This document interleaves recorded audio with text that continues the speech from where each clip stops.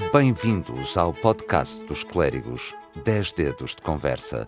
Junte-se ao Padre Manuel Fernando e a 10 personalidades que marcaram a história dos clérigos ao longo de 10 anos, desde a grande obra de reabilitação realizada em 2014.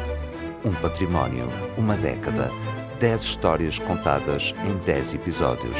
Descubra-as connosco. Viva, como estão? Quero saudar todos quantos nos podem acompanhar agora neste podcast, o segundo desta série, em que a Irmandade dos Clérigos convida algumas personalidades marcantes no seu processo de reabilitação e que se inserem também na celebração dos 10 anos de reabilitação do imóvel dos clérigos, que transformou a sua arquitetura, a sua estrutura e também transformou os clérigos naquilo que é a sua percepção e o acolhimento pela cidade do Porto. Neste capítulo 2 deste podcast, temos connosco o Sr. Arquiteto João Carlos Santos, que é agora à data Presidente do Património Cultural, portanto, que tutela todo o património a nível nacional e que naturalmente também para nós é um gosto, é um orgulho que um homem do Porto também seja reconhecido por seus méritos, por sua qualidade, no fundo para gerir também todas estas questões a nível patrimonial pelo nosso país inteiro. Sr. Arquiteto, muito obrigado pela sua disponibilidade, para aceder também a este convite. Está cá porque também foi uma peça fundamental nesta reabilitação, neste processo de transformação dos clérigos, que até nós que estamos há alguns dias, estamos no mês de Abril e, portanto, em Abril celebramos os 50 anos da Revolução que transformou também o nosso país. Podemos dizer que também aqui houve uma espécie de revolução nos clérigos que transformou a sua estrutura, a sua imagem e, no fundo, a dimensão como os clérigos se apresentam para o Porto. Muito grato então por isso. Sr. Arquiteto, começaria por perguntar como é que pode descrever o momento em que foi abordado para liderar a reabilitação dos clérigos? Como é que começou? Olha, eu antes de mais queria agradecer, antes de mais o convite para estar aqui, é com muito gosto que estou aqui. Queria agradecer ao Sr. Presidente da Irmandade ter-me convidado e já agora aproveitar para felicitar este programa, 10 Dedos de Conversa. Acho que é uma iniciativa muito interessante para comemorar estes 10 anos da celebração, da reabertura ao público, no fundo, dos clérigos e, portanto, muitos parabéns, mais uma vez, e agradecer. E, portanto, como já passaram 10 anos, tenho que recorrer aqui à memória para lhe responder, mas lembro-me muito bem desse momento. Foi a primeira vez que tive conhecimento com esta intenção de projeto, que na altura ainda era uma intenção de projeto, foi em Serralves, na Casa de Serralves. Uma iniciativa qualquer que houve em Serralves, em que eu também estava, e que estava o Dom Manuel Clemente, ainda Bispo do Porto, e o Padre Américo Aguiar, Presidente da Irmandade dos Clérigos, e eu também estava lá por qualquer motivo, e também na altura eu era funcionário da Direção Regional de Cultura do Norte, à data, estava também a Diretora Regional, a Arquiteta Paula Silva, e foi aí que se abordou pela primeira vez esta questão. E portanto, havia a intenção de fazer uma intervenção grande nos clérigos, ainda não se sabia muito bem como é que se podia fazer, e na altura o Padre Américo pediu ajuda à Direção Regional de Cultura do Norte para fazer parte desta solução, que acabámos depois por concretizar. E então, mas foi feita a abordagem, e quais foram as primeiras impressões e sentimentos em relação a este projeto? Isto é, a abordagem, como é que vamos fazer, certamente alguma indefinição, a forma de estudar, como é que se pode, mas no seu íntimo, quais foram as primeiras impressões e sentimentos? Porque o Sr. Arquiteto tem depois esta expressão, é muito técnico, mas cá dentro há também estes sentimentos. Assim, o que é que eles querem? Bom, primeiro, quando me encarregaram para ficar como coordenador deste projeto, obviamente para mim foi um grande orgulho poder trabalhar num edifício icónico como é a Torre dos Clérigos, de um arquiteto reconhecido na cidade, o arquiteto Nicolau Nasoni, sendo o símbolo da própria cidade, obviamente para mim foi um grande orgulho. E obviamente e eu até costumo dizer um orgulho, mas também uma grande preocupação e uma grande responsabilidade.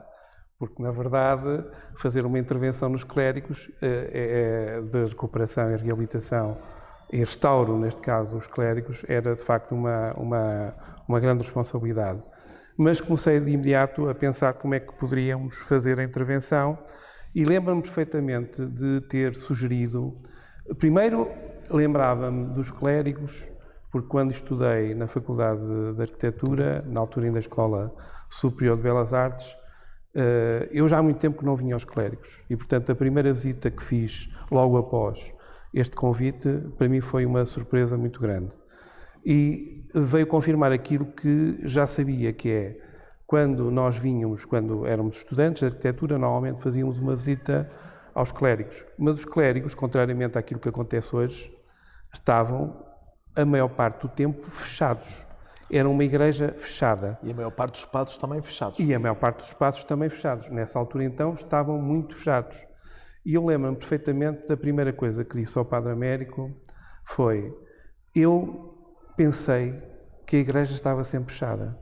Então, a primeira coisa que nós fizemos, que é muito curioso agora relembrar, foi a igreja tem uma concepção muito particular, porque está num declive muito acentuado, aqui da Rua dos Clérigos, não é? E o arquiteto Nicolau Nasoni, em vez de pôr a porta, como é tradicional, na cabeceira da igreja, pô-la lateralmente e pôs a porta da Capela da Lapa na parte inferior, na escadaria. E eu disse ao Padre Américo: olha, enquanto tiver a porta da Capela da Lapa fechada, as pessoas pensam que a igreja está fechada. Portanto, não há ninguém que vá àquela igreja. E, portanto, a primeira coisa que temos que fazer é abrir a porta. É não só abrir a porta, mas esse era o objetivo principal, é restaurar a pequena Capela da Lapa, abrir a porta, para que as pessoas sejam convidadas a entrar nos clérigos. E depois chegam lá, com certeza percebem... E mudassem a ideia que tinham. E mudar essa ideia que tinham de que a igreja estava sempre fechada. E, de facto, a primeira intervenção que fizemos, deve ter sido em 2012, por aí, inícios de 2013, não posso precisar, foi exatamente restaurar a Capela de Nossa Senhora da Lapa. Na altura ainda não havia a candidatura a fundos comunitários, portanto ela foi integralmente restaurada com dinheiros da Irmandade. E depois, nessa altura, começámos a preparar então... Diríamos que esse primeiro momento foi quase uma espécie de tocar o sino para despertar a atenção das pessoas. Certo, é mesmo isso. Numa linguagem assim... Tocar o sino para despertar assim alto. Isto aqui vai passar alguma coisa. Certo.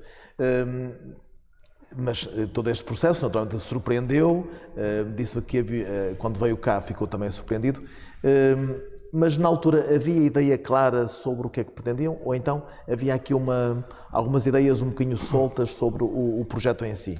Não, havia uma ideia que nos foi transmitida de que, e a ideia principal é esta, era a de devolver o edifício à comunidade, à cidade, à visitação, à visita pública da cidade, a igreja, por outro lado também, e a sacristia, onde nos encontramos, ser completamente restaurada, e portanto essa era a ideia fundamental. E essa ideia já marcava claramente qual era o processo e como pensar. Sim, a ideia era essa, e portanto nós acabámos por construir um programa, porque nos foi permitido fazer esse programa, acabámos por construir um programa que depois submetemos à aprovação da Irmandade, que tinha esse pressuposto. Mas temos que recordar aqui que, à época, portanto em 2012, uma grande parte do edifício estava encerrado completamente ao público. Sim. Só havia visita à torre, portanto, toda a outra parte do edifício estava completamente encerrada e em muito mau estado de conservação. E, portanto, fizemos esse exercício e fizemos uma proposta, então, que correspondia também àquilo que era a Irmandade e o desejo que a Irmandade tinha de manter alguns espaços, digamos, memoriais daquilo que é a Irmandade dos Clérigos, a Igreja, por outro lado, com uma visita pública aberta, completamente aberta, sem pagamento, portanto, de qualquer bilhete.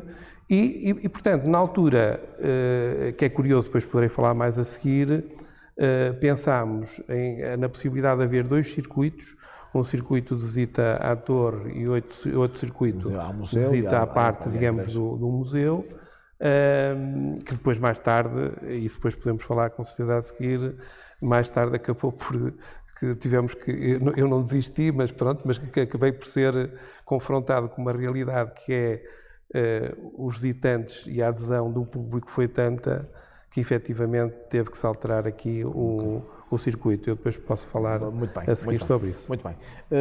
Sr. Arquiteto, olhando um bocadinho depois para este edifício, tem uma história muito vincada, realmente afirma-se pela sua distinção em termos de arquitetura. Como é que a história e a arquitetura original dos Clérigos, depois há sempre este processo, o que é original, o que é que se pode transformar e qual é a imagem que se quer a seguir.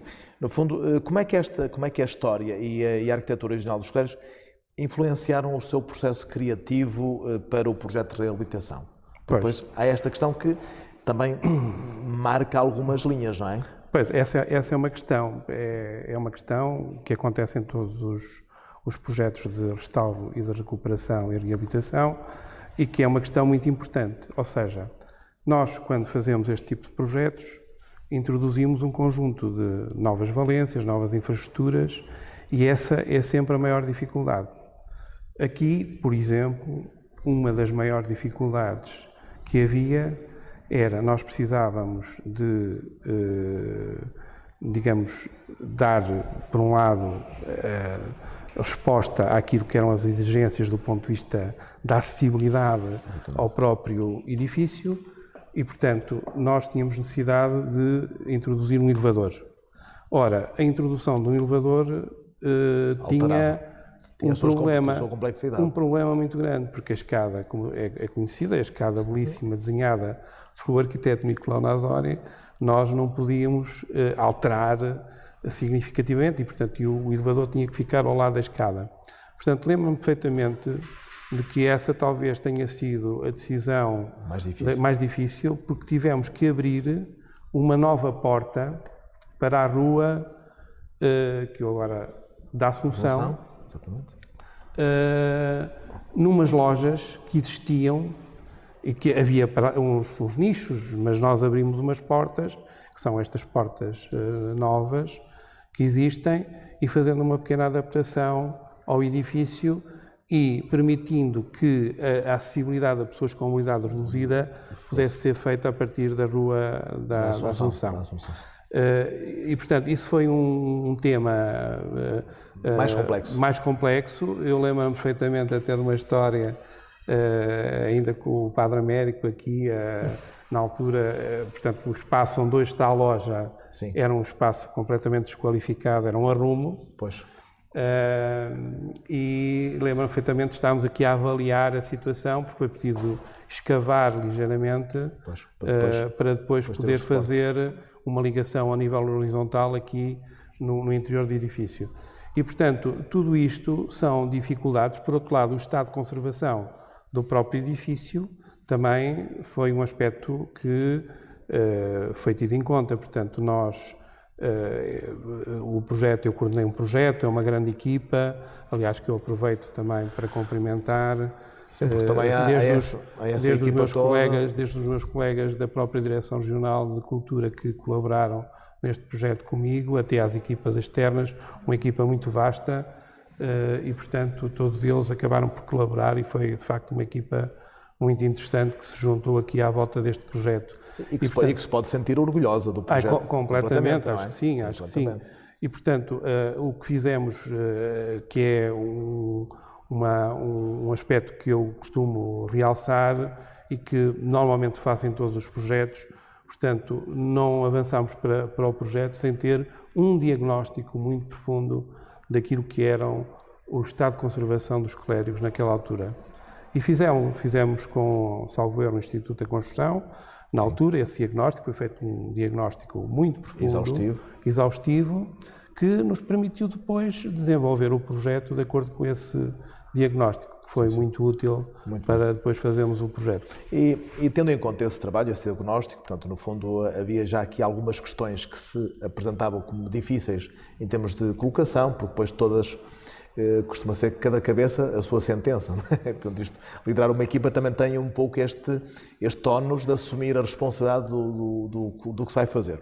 Mas o Sr. Arquiteto, olhando depois para tudo isto, quais foram os maiores desafios técnicos que enfrentou durante o projeto e como é que os superou? Falou há bocadinho da questão do elevador, certo. Mas depois do diagnóstico houve surpresa em termos de estrutura, como é que estava, como é que conseguiu superar tudo isso? Olha, as maiores... Teve surpresas, não é? Sim, completamente. Muitas surpresas, mas Boas e más. Não, sempre muito interessantes. Eu digo sempre muito interessantes porque às vezes são coisas que a gente nem sonha. Por exemplo, este teto que a gente imagina, pensa que é um teto em estuque, não é em estuque. Só soubemos isso bastante mais tarde. É uma tela com a aplicação de umas molduras em madeira pintada, portanto... são coisas que nos surpreendem, porque a vista, às vezes, nós olhamos, não podemos tocar. E isto é original? É original, portanto... mas a maior dificuldade de um projeto desta natureza, aliás, esta como outros projetos desta natureza, quando está em causa um valor patrimonial muito grande, a maior parte das vezes é a introdução de novas infraestruturas. E nós aqui temos essa dificuldade, que é como passar todas essas infraestruturas novas que são necessárias. Por exemplo, como passar e colocar. Pois, não é? Porque o espaço é muito... não tem espaço para muita coisa, não é? Portanto, às vezes é preciso localizar estas coisas todas, não é? Quer dizer, por exemplo, aqui a gente olha para o teto e não vê os detectores de incêndio normais. São os tubinhos, por acaso aqui vê-se porque é uma ponta vermelha, mas nos outros casos não se vê, em todos os lados, não é? Portanto, isto tudo são infraestruturas muito complexas de passar. Depois, nós aqui optámos por, isso foi uma questão de princípio que eu batalhei desde sempre, eu queria muito manter todo o sistema construtivo original do edifício. E isso é muito difícil. Porque o sistema construtivo deste edifício são praticamente paredes em alvenaria de pedra e soalhos em madeira. Ora, como é que nós conseguimos restaurar e reabilitar e melhorar estes elementos estruturais, mantendo, no fundo, as características? E é por aí, isto não é nenhum truque, são situações que são comuns na arquitetura, mas na verdade, às vezes, quando está a olhar para alguns tetos que temos aqui, nomeadamente em madeira, não está a ver o pavimento da parte de cima. Está a ver um teto que depois tem uma espécie de um sanduíche, onde passam as infraestruturas e depois por cima é que tem o pavimento em madeira. Mas mantivemos, restauramos, reabilitamos toda a parte da estrutura em madeira. E, portanto, todas as peças de madeira que aí estão, algumas são as existentes, outras são novas, porque as existentes estavam em muito mau estado de conservação, mas são. Mas, na verdade, eu diria que a parte das infraestruturas são normalmente as coisas mais difíceis. Eu aqui não sei quantos quilómetros de cabos é que passamos, mas já tenho outras situações, por exemplo, na igreja em Tibães, que também é um projeto que eu fiz, passámos 30 km de cabos só para iluminação, só para ter uma ideia. E aqui provavelmente não são 30 km, mas são 15 ou 20. Aliás, e desculpa interromper, esse trabalho que fez em Tibães, por certo, foi também uma das referências para o convidar para cá. Exatamente. Esse trabalho que fiz em Tivães foi uma experiência muito importante para... Porque a questão do seu arquiteto João Carlos dos Santos não aparece... Não, há aqui uma experiência, olha bem, fez também... coordenou o processo de reabilitação de Tivães e também foi uma grande empreitada, não é? Porque ele também estava... Eu lembro de ter visitado Tivães e que ele estava completamente... E foram 15 anos. Foram 15 anos. Sim, mas estava completamente espatifado, não é? Que até, o Padre Américo, aliás, dizia assim, atenção, aqui não podem ser 15 anos. Aqui tem que ser muito menos, não vem para aqui. Eu por acaso lembro, ainda em uma visita de estudo, ter ido a Tivães e encontrar aquilo completamente desfacelado, aquilo até doía a alma ver. E depois, passado uns tempos, ir lá ver todo o edifício, a reabilitação que foi feita, portanto, aqui também um processo, e não sei, 15 anos, porque também há a questão económica, etc, etc, mas foi um processo também. Portanto, isto para dizer que a chegada do Sr. Arquiteto cá também tem um pouco este princípio de alguém especialista nesta área, não é? Portanto, e no fundo, acho que... Certo, e essas e outras experiências que tive ao longo dos anos, portanto, a minha experiência como funcionário público que sou, está a ver, neste momento tenho 35 anos de atividade nesta área, sou nesta área, portanto... trabalho há 35 anos nesta área, na altura teria de 25 anos, já não era mau. Olha, eu agora atrevo-me a perguntar-lhe assim um bocadinho, quase sem... Esta pergunta quase manhosa, se me pode permitir. Tivães e os clérigos, qual é a menina dos olhos? Se calhar uma é do lado direito ou do lado esquerdo, não? Não, são processos, são processos, todos os processos em que eu tenho participado. Qual foi o mais difícil? São todos difíceis, mas eu diria que, para mim, todos esses projetos são fantásticos, são experiências fantásticas. Olha, eu digo uma coisa que costumo dizer também, eu tenho tido a sorte e a felicidade de estar associado, e é por esta questão de eu ser um funcionário público, pronto, tenho tido essa sorte e felicidade de ter estado associado a projetos fantásticos. Esses que falou e outros, mais recentes, e de facto é uma sorte poder ter tido a possibilidade de participar nestes projetos, porque para qualquer arquiteto que fazer um projeto na igreja, nos clérigos, deve ser uma coisa, um sonho. Pois. E, portanto, para mim, evidentemente que foi um sonho e se tornou realidade e que eu fico, obviamente, muito satisfeito. Muito bem. Sr. Arquiteto, o Complexo dos Clérigos recebeu uma equipa que certificou que as pessoas com mobilidade condicionada ou reduzida conseguem usufruir de 86% do espaço visitável, que neste contexto é algo extraordinário. De que forma é que incorporou estes princípios de inclusão e inovação na reabilitação dos clérigos, respeitando ao mesmo tempo a sua herança histórica? Porque isto é um segredo. Pois, essa é a questão que eu já há bocadinho acabei por abordar. Esse era um dos principais desafios, que era como é que nós conseguíamos tornar os clérigos acessível. Nós sabíamos que era impossível torná-lo acessível a 100%, não é? Há quem achasse que nós iríamos ter possibilidade de ir à torre, é impossível, só com um elevador externo, e isso seria um bocadinho difícil de desenhar.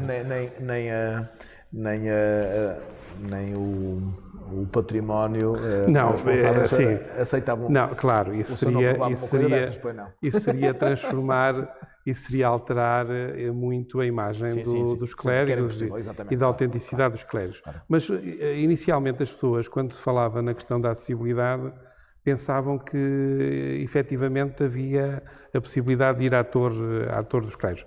Bom, não era possível, naturalmente, mas procurámos ter uma grande parte do espaço acessível.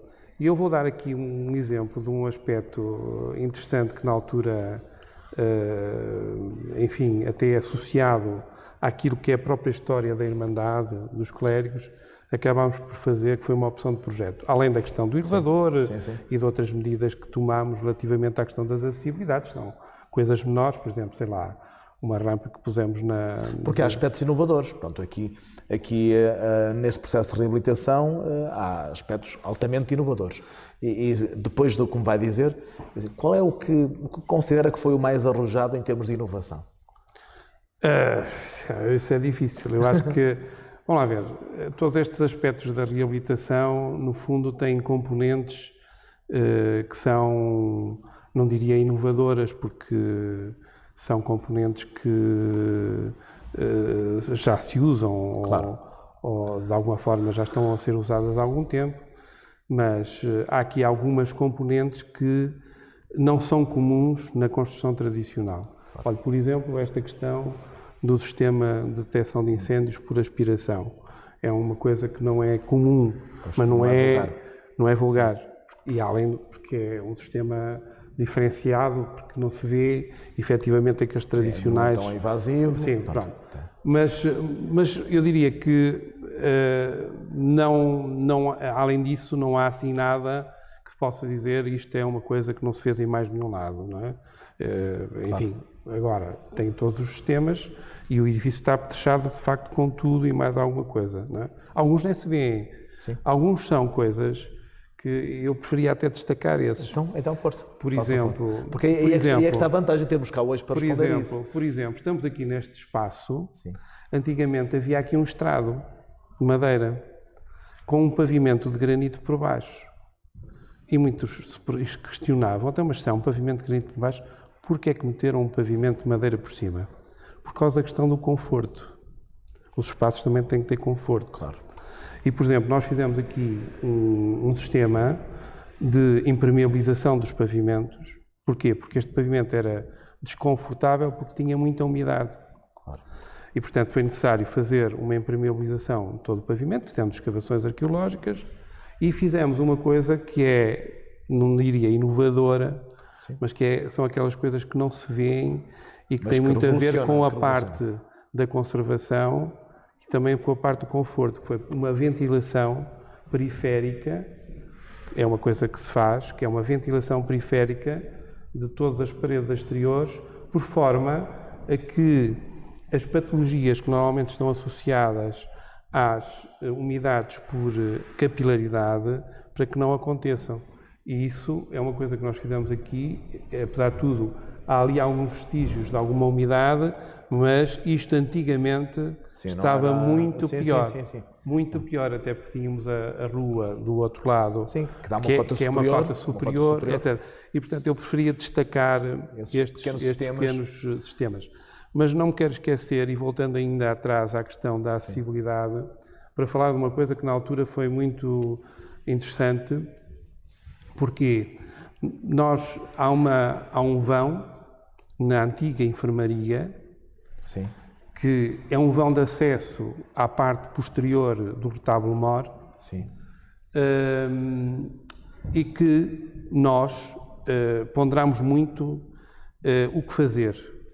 Se o deixávamos com as portas como estão, as portas estão lá, as portas antigas, ou se permitíamos então que as pessoas pudessem observar a igreja daquele ponto que é pouco usual. E então verificámos que aquela enfermaria, quando havia cerimónias de culto, os doentes, apesar de tudo, abrindo aquela porta, podiam de alguma forma participar e acompanhar o que se passava na igreja. Era o digital de antigamente. Exatamente. E então achámos que também poderia ser uma forma de, não podendo de pessoas com mobilidade reduzida ir aos varandins laterais, apesar de tudo, naquele vão onde colocámos um vidro, poderem a partir daí observar a igreja de uma cota superior. E isso chama-se inclusão. E a acessibilidade, às vezes, não é só acessibilidade física, é também inclusão. É um pormenor que é particularmente... E as pessoas, eu acho que as pessoas gostam de... É um detalhe que também que nos leva até a olhar para esse aspecto, já com outra perspectiva, porque parece quase um aspecto um bocadinho só de apreço e de visão e até de auscultação. Mas foi também com essa nunca podemos objetivo. descurar justamente que era uma enfermaria onde tinha gente debilitada. Exatamente. Antes de nós fazermos a intervenção, aquilo eram 3 quartos, na verdade. Exato. Que depois nós desmontámos e tal, claro. e transformámos novamente em hospedaria. Entretanto, apareceu o vão, que está lá agora, o vão onde seria o oratório da antiga enfermaria. Sabemos onde é que está, eventualmente, o retábulo que estava lá. Pronto, não quisemos replicar, nem podíamos fazer mais nada e, portanto, apenas deixámos o apontamento daquela parede que está com um tratamento diferenciado das restantes, para mostrar que efetivamente aquele era um espaço diferente para ficar o registro, e que era a enfermaria da altura. Muito bem. Sr. Arquiteto, 12 de 12 de 2014, a abertura, esse fim de semana coincidiu com a abertura ao público desta obra e foram mais de 5 mil pessoas que visitaram este espaço. Há bocadinho falou justamente na questão do acesso, que certamente também os surpreendeu. Conseguiu perceber a reação do público e da comunidade local ao ver o resultado das obras? Isto é, conseguiu ter esta percepção de como é que as pessoas reagiram?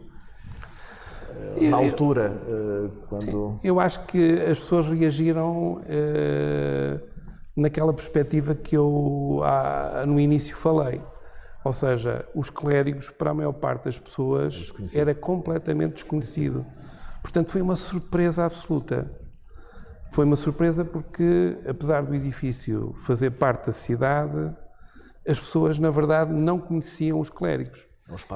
Eu lembro que, quando nós iniciámos a intervenção, eu creio que nem havia culto na própria igreja. Eu não quero estar aqui a dizer uma coisa incorreta, mas creio que não havia culto. Não sei se estou a ser correto, ou pelo menos se havia culto, era uma coisa residual. Não, porque depois foi passando, foi definhando, houve, aliás, aparece, ainda recentemente, tivemos até com uma pessoa, com uma arquiteta, que se lembra de ter feito cá a primeira comunhão, isto é, teve vida paroquial, quase como uma reitoria, com uma vida paroquial, mas depois com a debilitação do Sr. Padre Valdemar foi perdendo algum fulgor e também com o processo de descristianização, portanto, no fundo, também isso aconteceu, mas é verdade que na altura estava completamente vazio.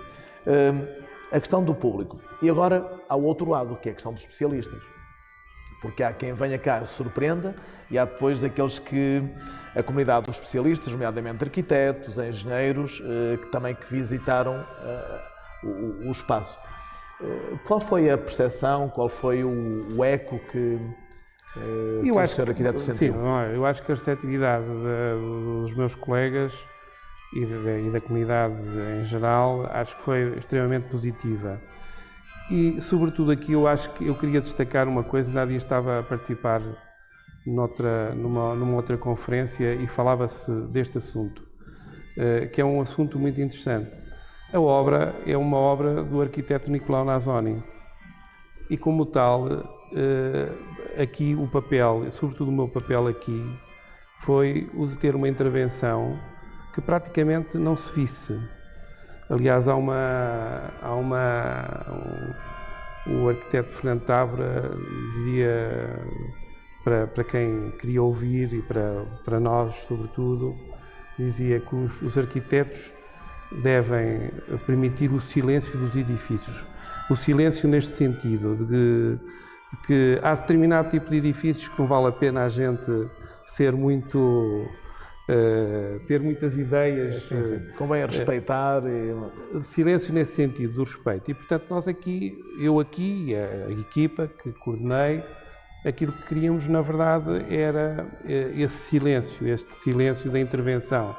Ou seja, praticamente repor algumas coisas que nos pareciam que era necessário repor, do ponto de vista da própria intervenção, mas de resto anular-nos quase na na nossa ação. Mas esse silêncio que diz é uma espécie quase de um segredo que acontece quando o arquiteto que reabilita também está em sintonia com o arquiteto que construiu. Portanto, isto, Sim, claro, isto obviamente. é preciso aqui um estudo. Não, e isso é difícil, isso não é fácil. Às vezes isso não é fácil, naturalmente. Mas foi esse equilíbrio, no fundo, que se quis fazer aqui. E eu acho que desse ponto de vista, como já lhe disse, esta ideia que tivemos de tentar preservar ao máximo os sistemas construtivos existentes, fizemos reabilitação estrutural, não a vê, mas foi conseguida. Fizemos muitas outras coisas que estão felizmente feitas, claro. Como próteses de madeira, enfim, usámos as técnicas todas possíveis e imaginárias. E recuperando um pouco isso, essas técnicas possíveis e imaginárias, olhando para isto quase como uma espécie de um laboratório onde se fizeram muitas experiências, onde foi feita aqui uma transformação brutal, apesar do silêncio, não é? Porque no fundo transformar a própria estrutura de forma silenciosa. O que é que os especialistas da área da conservação, da arquitetura, o que é que eles podem aprender com este processo de reabilitação dos clérigos?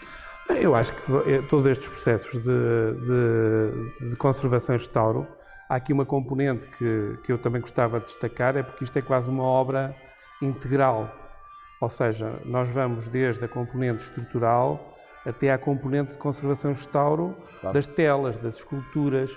Tudo isto foi feito com uma equipa muito grande, que esteve a trabalhar durante cerca de 2 anos nesta intervenção. E, de facto, o resultado... e ainda, depois, a própria museografia do próprio espaço, que é uma componente importante. E, portanto, tudo isto é um projeto global, que é, desse ponto de vista, uma experiência notável, muito interessante. Muito interessante. Notável. Isso, pronto. Sim, exatamente. Acho que é isso. E cá está, o notável, eu introduzo aqui a palavra notável, porquê? Porque a obra ficou reabilitada, há esta experiência e surgem os prémios. Surge naturalmente o prémio do IRU, Instituto de Reabilitação de Habitação da Reabilitação Urbana, na categoria de Reabilitação de Edifício, o prémio Vasco Vilalva de Gulbenkian e o mais empolgante de todos, o prémio Europa Nostra na categoria de Conservação. Portanto, isto, depois deste processo, surgem os prémios, o reconhecimento. Como é que viveu este reconhecimento e que impacto teve a nível profissional? Os reconhecimentos para um arquiteto é sempre, para um arquiteto e para as equipas todas, porque não é só para o arquiteto, neste caso, para a nossa equipa e para as equipas todas, são sempre importantes, muito importantes, porque de facto há um empenho muito grande, houve aqui um empenho muito grande durante muito tempo, de trabalho, de esforço. Estas coisas às vezes parecem simples, mas não são. Significam nada foi simples. Significam, e eu sei o que é que estou a dizer, porque passo muita parte da minha vida a trabalhar para o bem público e de facto esse esforço que temos depois, quando é reconhecido, é muito importante e, portanto, para nós eu acho que esse reconhecimento dos prémios também só vem atestar aquilo que eu estava a dizer, claro, que é de que a intervenção de facto foi feita cumprindo e respeitando tudo aquilo que havia a respeitar. Muito bem. Sr. Arquiteto, o Cardeal Dom Américo, agora Cardeal, à data Padre Américo, Vigário-Geral, agora Cardeal Dom Américo, apelidou-o de Nazoni II.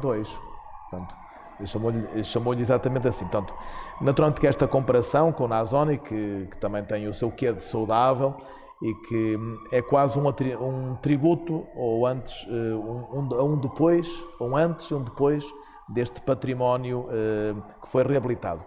O que é que sente em relação a esta comparação de que forma é que o seu trabalho contribuiu para o legado dos clérigos e também contribuiu para ser um marco na cidade invicta?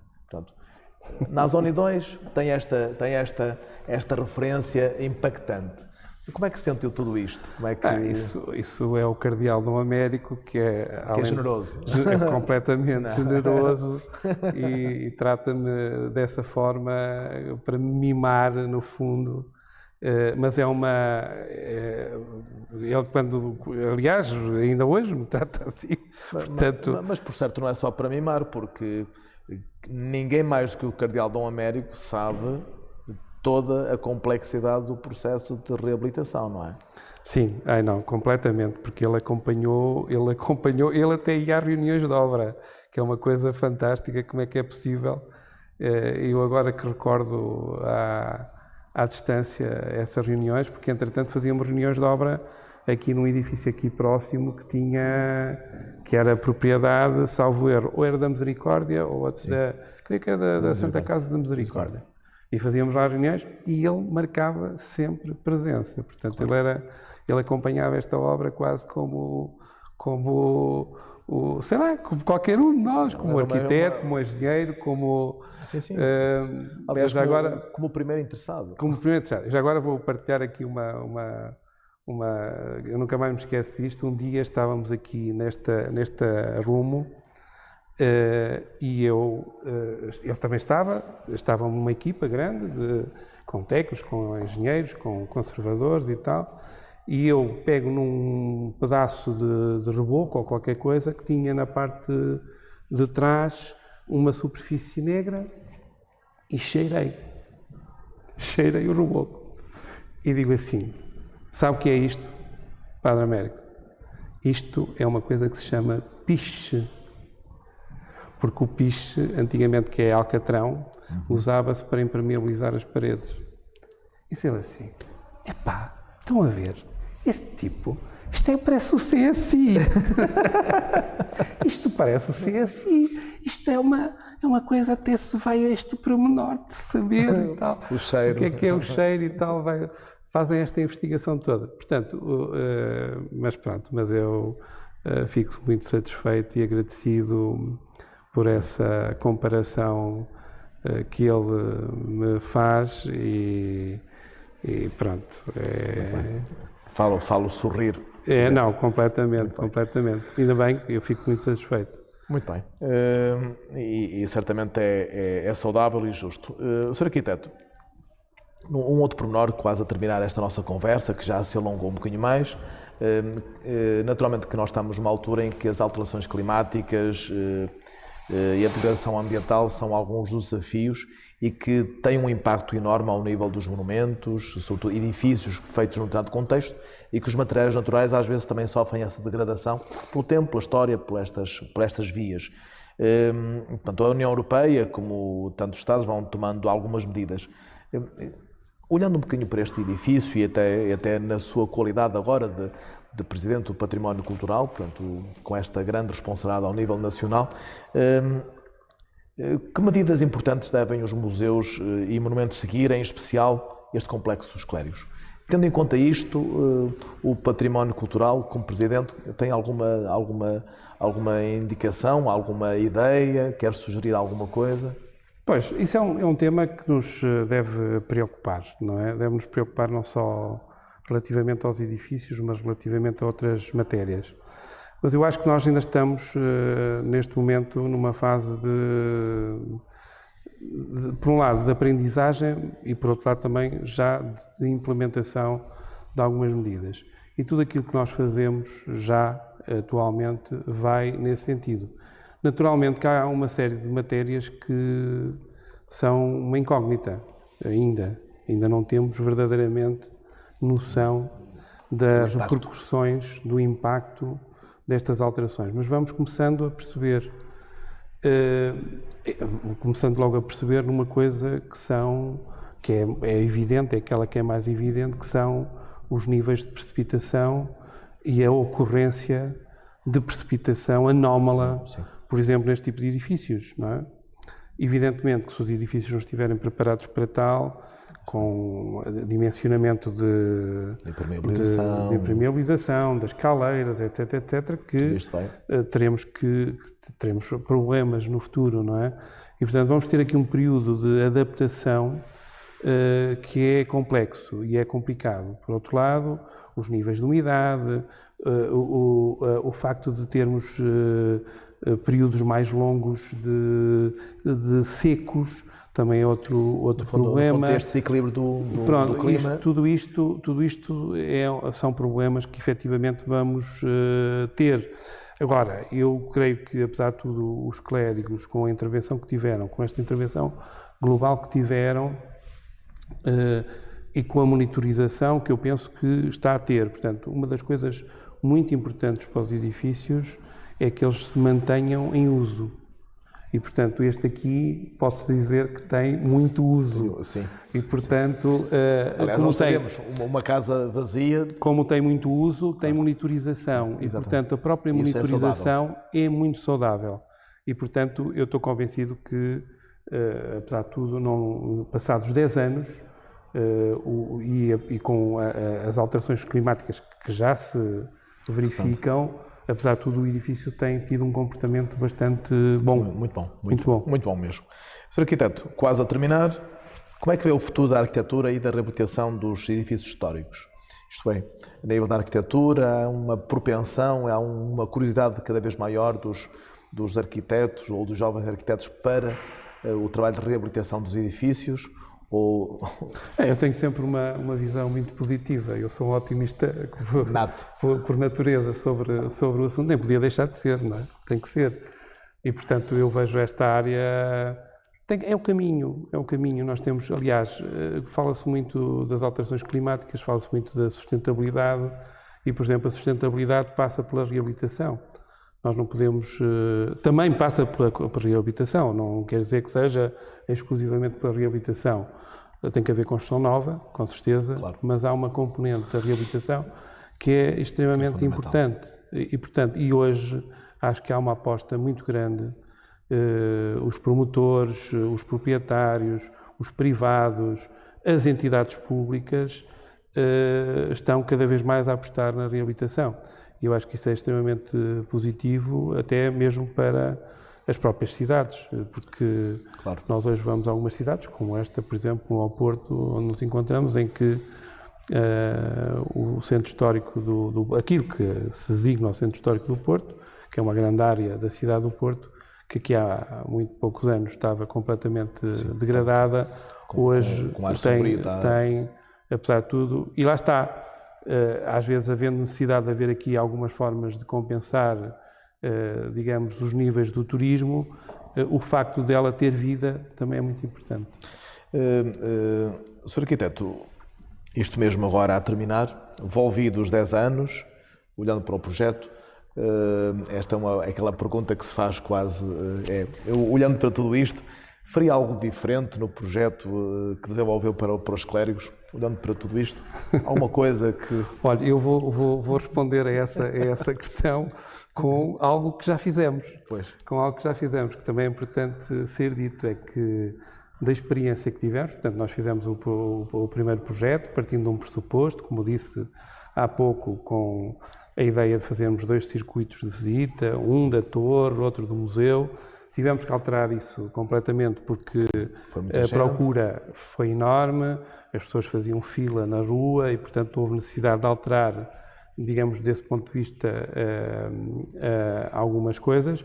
E então já fizemos isso. Fizemos já depois há 2 anos, talvez, não sei. Já em pandemia. Acabámos de fazer uma ligação nova, ou seja, uma saída, no fundo. E este espaço que era um espaço de arrumos para Sim, exatamente. Ou seja, portanto, o projeto inicial, no circuito de entrada e saída, fazia-se através da mesma escada. Nós fizemos uma escada nova que agora dá acesso direto à loja. Exatamente. E também melhorámos a acessibilidade à torre, fazendo uma escada, a escada existente ficou lá. Sim. Olha, isso é um exercício, foi um dos exercícios mais difíceis que eu tive, foi construir uma escada por cima da outra escada que lá está e que ficou lá para preservar a outra. E a outra está lá, preservada integralmente. Exatamente. E construímos uma nova escada para a acessibilidade. É uma escada estreitíssima, mas não dá para mais. É mesmo assim. É uma escada que preserva um bocadinho aquilo que é pegada turística, não é? Portanto, no fundo, isto é, mantendo intacto o edifício e procurando permitir sempre a experiência da visita. Exatamente. Fundo, é isso que é importante. Muito bem. Sr. Arquiteto, nós estamos realmente a terminar esta nossa conversa. Foi excelente, foi realmente muito bom. Muito obrigado por ter aceito. Muitos parabéns também pelo projeto que desenvolveu, por aquilo que fez também em prol deste voltar a devolver à cidade os clérigos e permitir realmente que pudesse ser divulgado. E, no fundo, também os clérigos continuar a ser o orgulho da cidade do Porto e também o orgulho da Diocese do Porto e o orgulho da Irmandade dos Clérigos. Muito obrigado por isso, muitos parabéns pelo seu trabalho. Eu é que agradeço. E, naturalmente, muitas felicidades para esta missão que tem como Presidente do Património Cultural. Muito obrigado. Certamente é o reconhecimento pelo trabalho que fez também aqui no Porto e por esse país. E, portanto, muitas felicidades. Muito obrigado. Muito obrigado, eu.